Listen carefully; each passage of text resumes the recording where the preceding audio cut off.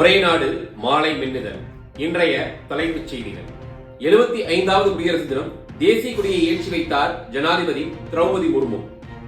அமிர்த காலத்தை நோக்கி பாரதம் சென்று கொண்டிருக்கிறது. நாட்டு மக்களுக்கு திரௌபதி முர்மு அவர்கள் குடியரசு தின வாழ்த்து. பாரத தேசத்தின் ராணுவ பலத்தை பறைசாற்றிய குடியரசு தின அணிவகுப்பு. தேசிய போர் நினைவு சின்னத்தில் பிரதமர் மோடி மரியாதை. பாஜக தலைமையகத்தில் தேசிய கொடியேற்றினார் தலைவர் JB நட்டா அவர்கள். 75வது குடியரசு தினம். ஆளுநர் RN ரவி தேசிய கொடியேற்றினார். பஞ்சுட்டியில் தேசிய கொடியேற்றி மரியாதை செலுத்திய தலைவர் அண்ணாமலை.